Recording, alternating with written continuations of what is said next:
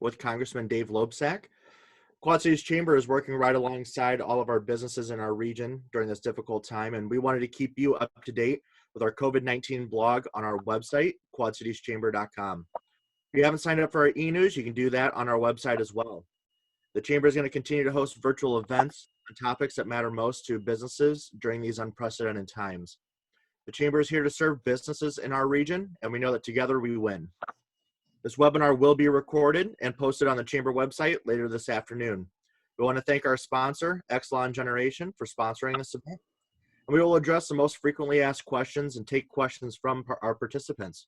If you have any questions for the Congressman, you should enter them in the Q&A box at the bottom of your screen, and we'll get as many of those as we can in this time. So again, joining us today is Congressman Dave Loebsack for a Q&A on what employers need to know most about what he's doing to help combat COVID-19. He's going to give some opening remarks, and then we will open it up for questions after that. Again, please use the Q&A box at the bottom of the screen to submit your questions. But now I'm going to turn it over to Congressman Loebsack. Congressman? Hey, Tyler, for having me on. I really appreciate it. Can folks hear me okay? Yep, I think we can hear you great. Okay, good. I'm just having some technical issues like a lot of people, I think, during this time. Just want to let you know I'm very thankful that you folks are having me on. I'll do my best to answer questions.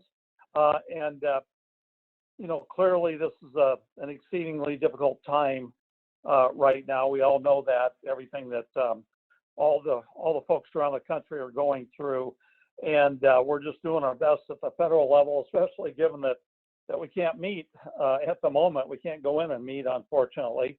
But we're just going to have to deal with this the way the rest of America is dealing with us, I guess. You folks, I want to thank you for all the great work that you've been doing through all of this. And as you know, some of you know, I was on a conference call with the local task force folks, and that was very helpful to hear what I could hear about what was going on in the Quad Cities. And it just seems like, folks have really got their act together over there. And that's absolutely critical at this time. I had to move around a little bit. Can people still hear me okay? Yep. Oh, good. Okay. I want to make sure that that's the case. But I don't want to spend too much time, obviously going over all the things that we've done. We've done a number of bills at this point. The most recent one, the CARES Act, of course, was the big one. But hopefully the funding for small businesses is getting out there. We can talk a little bit more about that as we go forward. But that's been one of the big hangups, I think, recently since the bill was passed, to try to get that money out as best we can for those small businesses. But I also know that for you folks, as for me, the most important thing, is the individual health of folks. And so we've been trying to get help out to hospitals, the community health centers, and other organizations and other providers, so that we can try to limit, obviously, the spread of COVID-19 as well. And these things all go together. We all know that. We hear it on the news every day. You folks are dealing with it every day, that if we don't deal with the health of individuals, the economic health of this country, of this region, of your area, is going to struggle. And we all saw it today, for example, when it comes to the economic health of Iowa. I guess it was up over 60,000 now, the last weekly jobless claims. So we're up over 160,000 in the state, 16 million in the country. It's something like 10% of the workforce in the last 3 weeks has been laid off, or they had to leave for one reason or another, and they are now filing for unemployment insurance. So it's going to take a while to come back, there's no doubt, but the first thing is we got to get this under control. We got to get the disease itself under control, and then go from there. So those are just some opening remarks on my part. I just want everybody to know that my heart goes out to all those who've been affected by this, not only personally, but economically as well. And I got a great team, as you know, over there. I got Brian working on things over there, and really everybody in the office, whether it's in the Quad Cities or in Iowa City or throughout the entire district, and you have Katie over there as well. So I'll open it up to whatever questions you might have. And again, thanks for having me on, Tyler. I really appreciate it. Perfect. Well, thank you very much, Congressman, for those opening remarks. So we're going to go to our question and answer portion of the call now. Again, if you have any questions at all you'd like to ask the Congressman, please submit them in the Q&A section at the bottom of your screen. And again, we're going to get to as many of them as we possibly can in this time frame. So, Congressman, one of the questions that we got was talking about a potential for a phase 4 that could be considered by Congress. What are your thoughts on that? What are the likelihood? How does that look from your perspective today? That's a great question. And basically, after we did the phase 3, after we did the CARES Act itself, immediately folks in Congress turned their attention. We turned our attention to a phase 4 or CARES Act 2. And there was some talk that was probably not going to happen until perhaps the end of April. There were people who wanted to see the effects of the original CARES Act or phase 3. Especially the effect on small businesses, the effect on workers applying for enhanced unemployment insurance. As you folks know, I mean, we put a lot of money into these programs. And as I said, there were a lot of glitches in terms of the rollout for the small businesses that just began last Friday. But I think bankers have really been doing a great job working through those glitches. And so the question was going to be, what's going to be next? And what's the timing on this?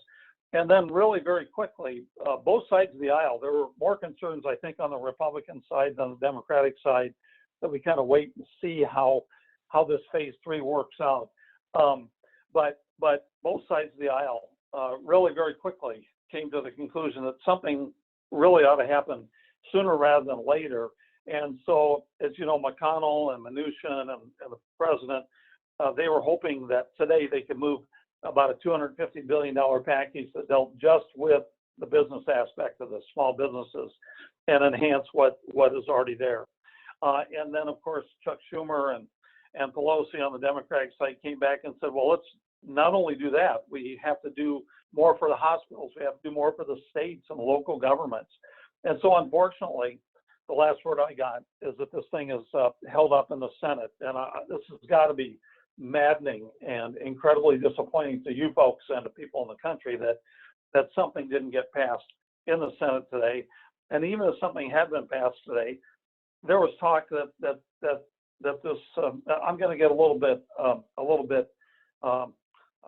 bit overboard, if you will, which I try not to do. But this damn fool in Kentucky by the name of Massey, who caused these problems in the first place, he was making noise that he was going to hold it up in the House again. Quite unbelievable that one person would do this, but it didn't go through the Senate today. So I guess we don't have to be thinking at the moment, although we do have to be thinking really long and hard about what we can do next. But this very short-term fix doesn't appear as though it's going to happen at the moment. Hopefully something's going to happen by the beginning of next week on that front.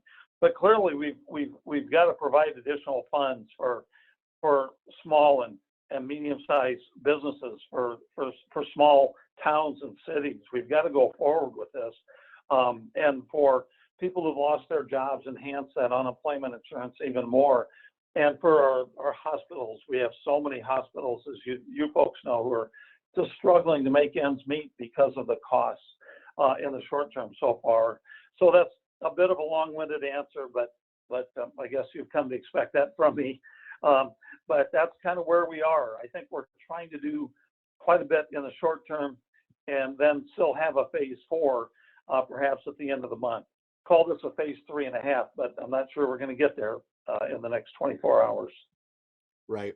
Yeah. And Congressman, one of the things that we've been hearing a lot from our members and our businesses in the region is related to the payroll protection program and getting that up and running. As you said, the applications were live through the SBI on Friday, and some of our institutions have been working through that.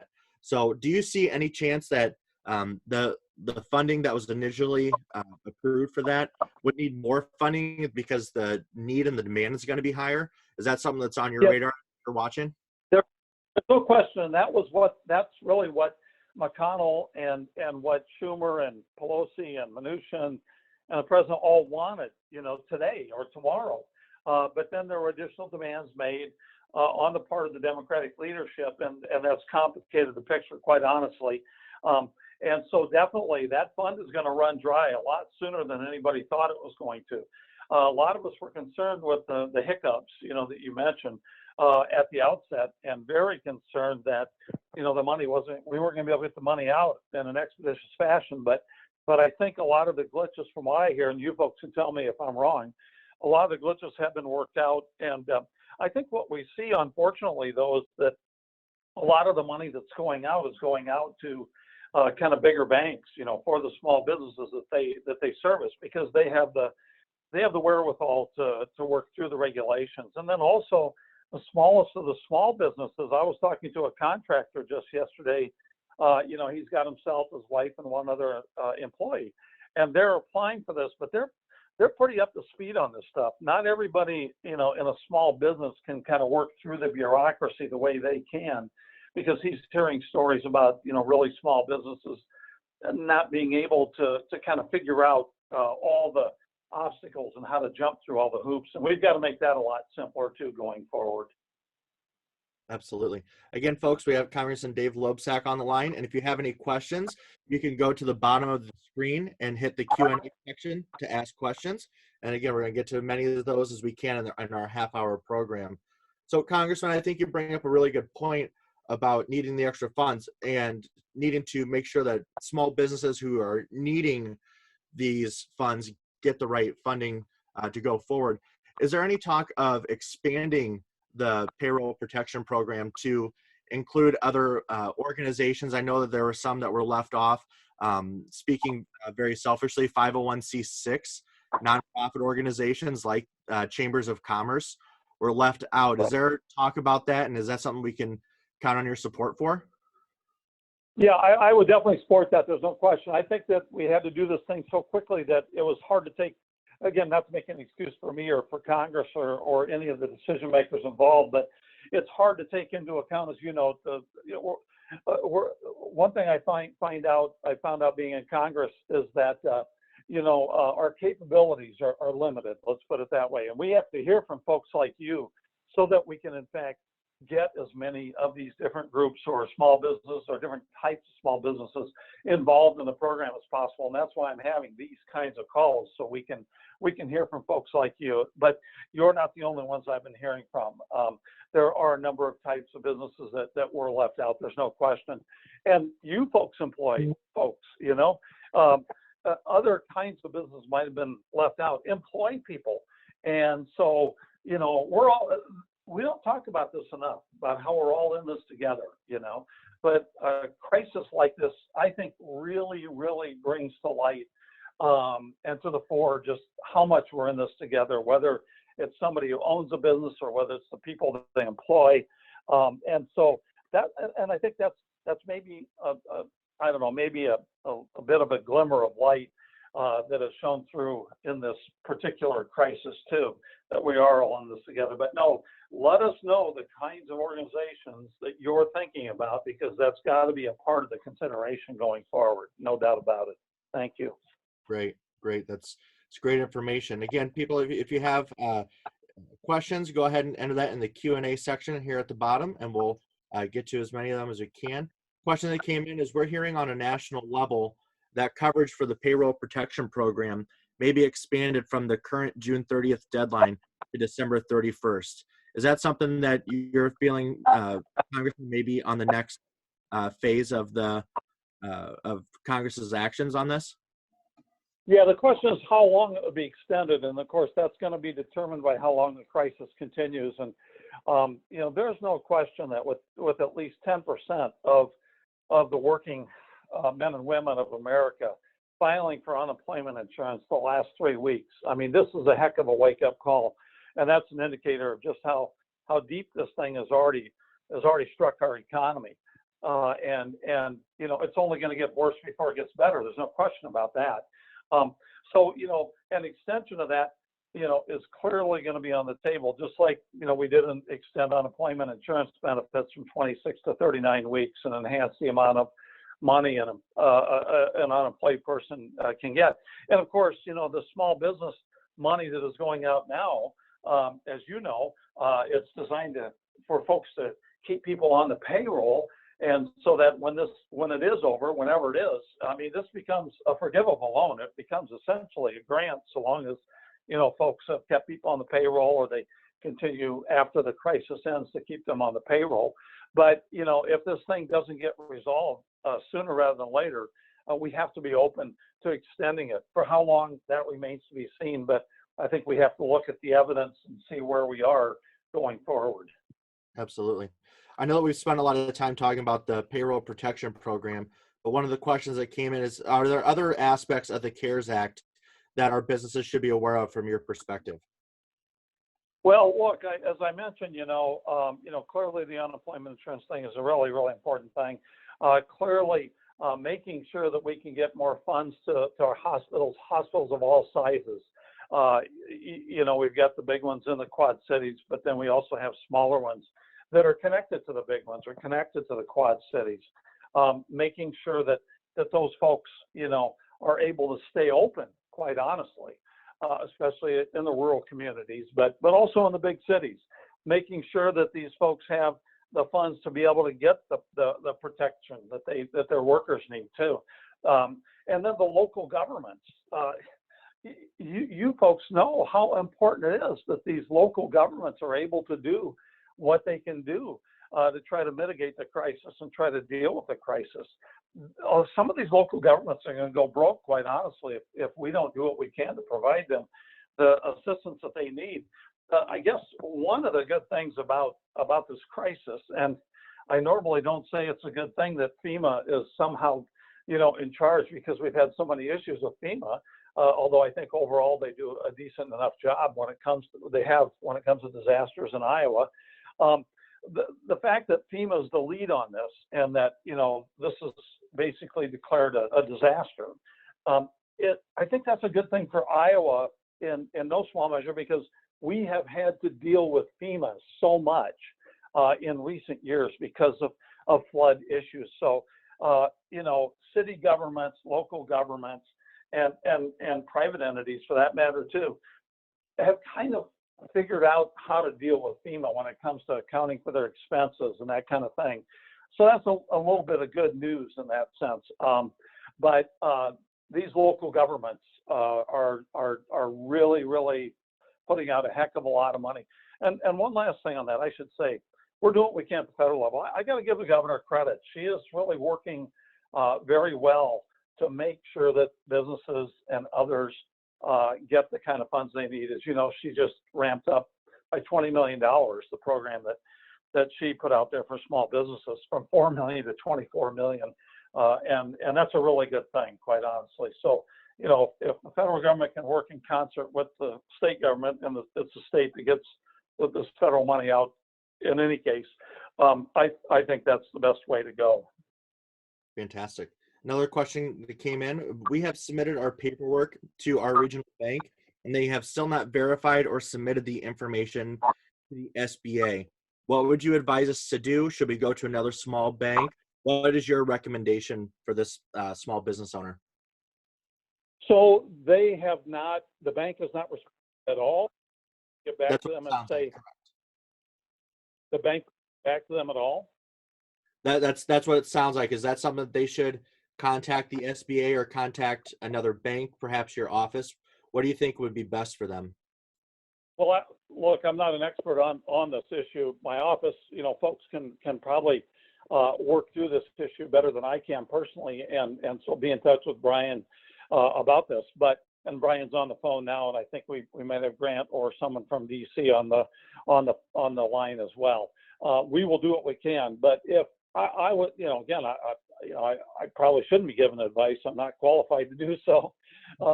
But I guess if the bank hasn't gotten back to them, I'd probably follow up with the bank in the first instance and go from there. But obviously, if they can't get any kind of satisfaction from the bank, there hopefully are other lenders out there they can go to. Just as someone myself, as a consumer, and if I'm in deep trouble financially, I can't wait around, obviously, to wait and see what happens if someone's not getting back to me.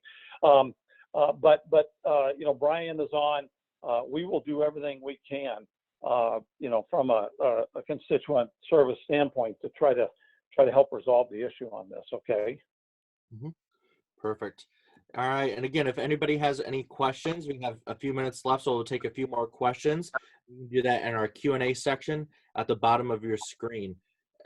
Congressman, if there's one thing that you wanted to get across to our small and medium-sized businesses across our region, what would that be? Well, I think the main thing is that you folks know that we're here to help in any way we possibly can. And feel free to give me a call too. I don't want to circumvent the staff. They do a great job. But feel free to give me a call or email me personally, and I'll do everything I can. In all likelihood, if someone does that, I'll put them in touch with one of our staff. But we're here to help you folks out. In a crisis like this, and obviously when you're a member of Congress, you can't fathom being in the middle of something like this. And I've got, 780,000 people I'm trying to help. But, the fact of the matter is that's my job. And you folks have such a critical role to play, obviously, in the community. And there's a multiplier, effect there from you folks and the people who are, a part of your organization, that it's really, really critical that we pay close attention, to what's happening here, what you folks have to say about what's happening on the ground. So we're here as a resource, and that's the most important thing for you to keep in mind, okay? Perfect. Yep. And the next question coming in is related to the Rock Island Arsenal. Is the federal government using all that they can in relation to the Rock Island Arsenal to help produce things like PPEs or ventilators through the arsenal to help combat the coronavirus? I'm not sure about that, and we're going to follow up on that. It's a really great question because, look, I understand why the president wants to go to the private sector. That's his inclination. That's the inclination of his aides and what have you. And the private sector is going to play a major, major role in all of this because 3M is making masks and on and on and on. But I recall when we were struggling in the war in the early 2000s, when our troops were being killed, maimed, whatever, because their Humvees were not up armored. And my stepson and daughter-in-law were both in Iraq at that time, and we were frightened for their lives, as you might imagine. The private sector could not do it as quickly and as efficiently as we need it to be done. And the Rock Island Arsenal took up the cause, and it's a great example of where they provided what was needed. And I have not looked into that in any great detail yet myself. But we're definitely going to do that, and I really appreciate that being brought up because they got a lot of great workers there. They got a lot of good ingenuity, and they've demonstrated that they can shift production, not unlike GM or some of the others that the president's talking about. So we'll follow up on that, and I appreciate that. Thank you. Perfect. And again, if anybody on the call would like to get in contact with Congressman Loebsack's office, the phone number for that office is area code 202-309-0286. Again, that's 202-309-0286.